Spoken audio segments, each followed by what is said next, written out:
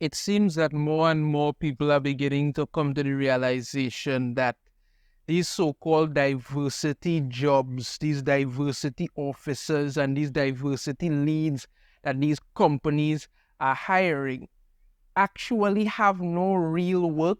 They're not actual jobs. They're just hiring people who seem intent to push wrong objectives down people's throats. Because if you honestly stop and think about it, these people's jobs, well, so-called jobs, entail that there continue to be racist and dismissive behavior in the so-called workplace. They are all about diversity, inclusion, and diversity, inclusion, and equality. When it's really more about just drawing lines in the sand and making sure everybody stays there so they continue to have work. Well, as we all know, at this point in time, we're not in a good place. Well, most companies are not in a good place financially. There's a big strike going on in Hollywood right now. It's basically shut down. Writers and actors are striking. There are companies laying off people, a lot of them. And one of the jobs that is getting the axe a lot across the board is these diversity officers. Now, I did a video previously on the Walt Disney Company diversity officer who was shown the book. Even though she claimed she left, but we know that, right? So more and more we're getting information coming out in regards to this. Getting into this article here from Bounding into Commerce, and I have a few other things to go over. After the Walt Disney Company canned Chief Diversity Officer LaTondra Newton, Warner Brothers Discovery and Netflix lose their diversity heads. Yeah, because what are these people really doing in these companies? What are they really doing? We'll continue on and I'll answer that question as I go along. At the end of June, it was revealed that the Walt Disney Company's Chief Diversity Officer, LaTondra Newton, was no longer with the company. Now, Warner Brothers Discovery and Netflix have also seen their diversity heads leave their respective companies. Shocking. Variety announced Newton had left the Walt Disney Company after they obtained an internal company memo on June 20th. Okay, I already went through all of that in the last video and all of this, and how she's being replaced by somebody else and all of this. So I ain't gonna go through that one all over again. Following Newton's exit, the Wrap reported that Netflix's head of inclusion strategy, Werner Myers, was stepping down from her position at the company in September. While she's exiting the company as head of inclusion strategy, she will still advise the company, albeit the report notes she will be focusing primarily on her consulting company, the Werner Myers Company. Unlike the Walt Disney Company, Netflix appears to have a replacement for Myers already lined up in Wade Davis. Davis is currently the Vice President of Inclusion Strategy and worked under Myers for 4 years. Now, I mean, when you have a literal, let's see it. I mean, you have a head of inclusion, a president of inclusion strategy, and all this thing. For what? These people are just taken HR to a whole new level of just weird. As you think about it, you really need to hire somebody into a company just to tell people, listen, don't be a racist asshole. You really need to do that? Or have people treat people like actual human beings? These are things everybody knows. But no, they take it to the extreme and act like, they're trying to redefine something, and this is some great movement, and there's some massive problem of everybody treating people like crap for years in the workplace. Most people just go to work, do their jobs, and go home. That's it. But no, they can't seem to want to leave these things alone. Go on about this Myers fella and whatnot and the other, and all of this. Let me get to what else after this. Right. At the end of June, Los Angeles Times reported that Warner Brothers Discovery axed its diversity leader, Karen Horn, who was the company's vice president for diversity, equity, and inclusion in North America. You really need to have vice president and a president for diversity, equity, and inclusion.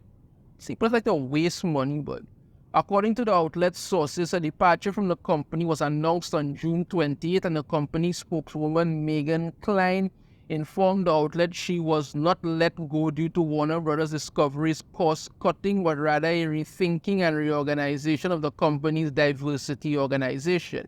Meaning, you hired somebody to push an agenda that started on Twitter, lives on Twitter, exists only on Twitter. And all these companies were just running to try and please Twitter to act like, we're not a bunch of racists or anything like that. Let's hire these people who have absolutely no job other than just to try and keep pushing the very thing you're trying to stop, to cause these problems again and again.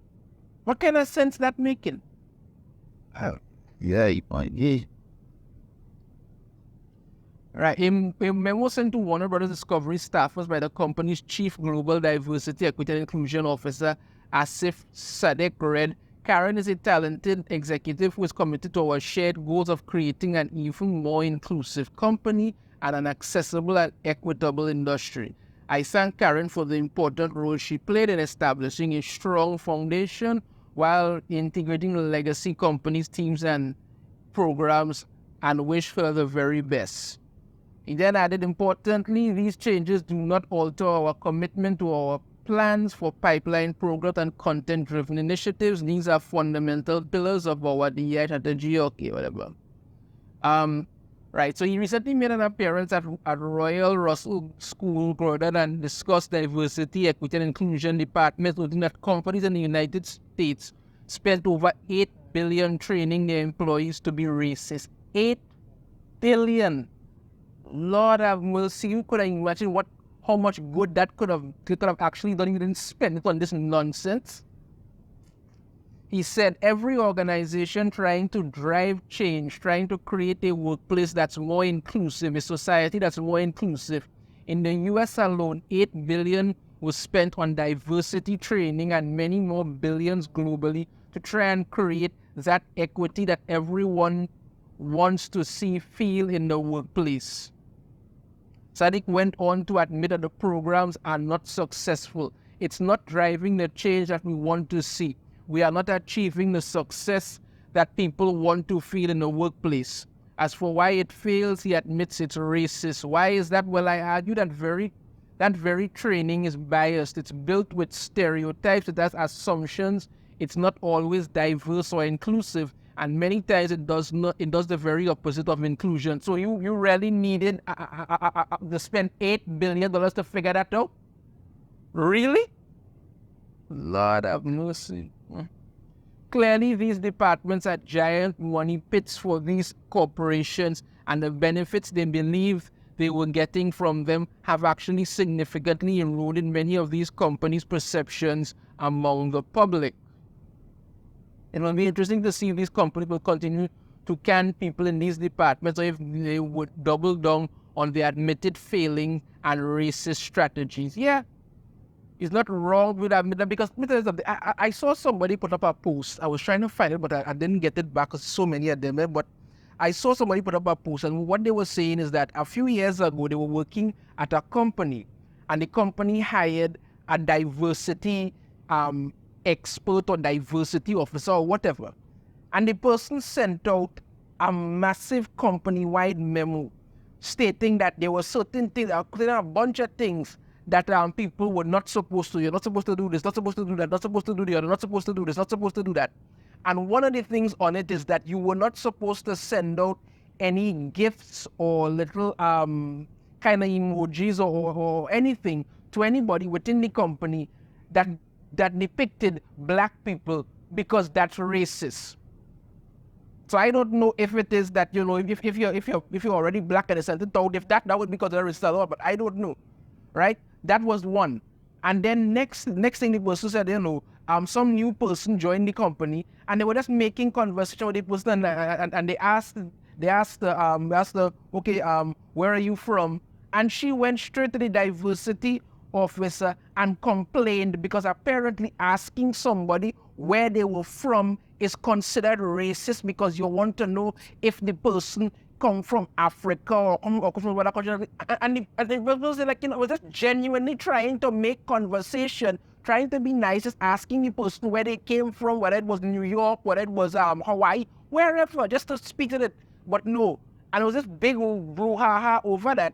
So the person ended up leaving the company. And then 2 years after they left, they end up having the company, ended up having to fire the diversity officer. And then the company went bankrupt. These people are hiring these people to just destroy their companies. These ridiculous things are being blown out of the water. And when you look at articles like this, for instance, were chief diversity officers set up to fail? Recent exits indicate this could be the case. Of course they will. There was no point in these people having this kind of job, existing to begin with. It's a fake job.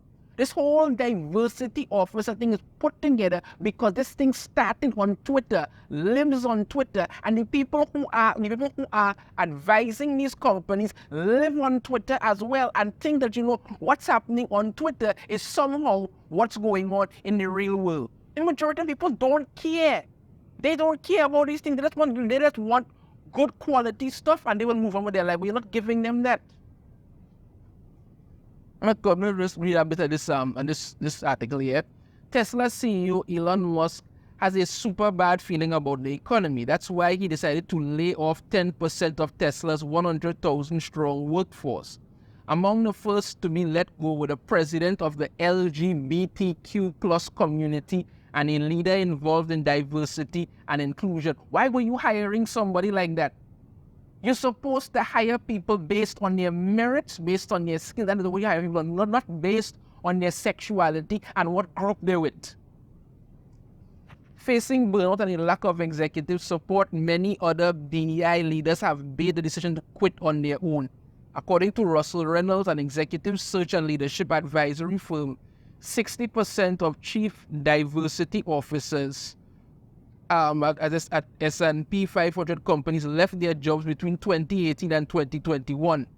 They also found that the average tenure of chief diversity officers decreased from 3.1 to 1.8 years in 2021, whereas CEOs stay on average of 5 years, according to PricewaterhouseCoopers. Why the sudden exodus? Is this an indication that diversity efforts are failing? Yeah, of course. In many cases, it's exactly that. People were hired without thought as to how to run and measure a successful DEI program. You do not need a DEI program. You have HR for these things. All people are actual good people. They just want to do their work. But no, because these things started blowing up on social media after what happened with George Floyd, God rest his soul, and what happened with George Floyd. Everybody acted like, you know, there were people out there just waiting in the wings to kill black people and do all of these things. This whole Black Lives Matter movement thing started off as something, and then the very people who run it took the money and did all kind of things with it, buy a house, all kind of nonsense with it, and all of that stuff. They didn't need these diversity officers and all these things. You just needed people to do their jobs. But you weren't hiring based on that. You were hiring to try and save face with Twitter. Twitter is not a real place.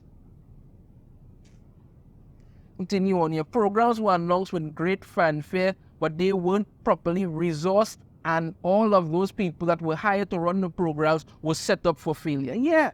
So it's not shocking to me to see these sort of things when you hear these people leaving companies, getting fired. And you'd ask the question, were they set up to fail? Yes, because these jobs were not real to begin with. They have done nothing to help anything. You look at the entertainment industry.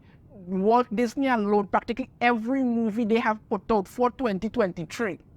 Pretty much every movie without for 2023. You understand me? Disney has failed miserably. They've lost probably over $1 billion by now, and they just keep getting worse because you keep listening to these people who don't have actual jobs, who don't have actual qualification. These people are just activists trying to push something when you should actually be using your common sense and listening to your fans.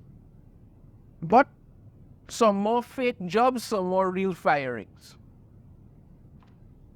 That's it for me. Let me know your thoughts on this in the comments. If you have a different opinion, I'd love to hear it. If you like the video, try to hit that thumbs up. Subscribe if you haven't already. Ring the notification bell and notify every time I put out a new video. And I shall see you all next time. Take care.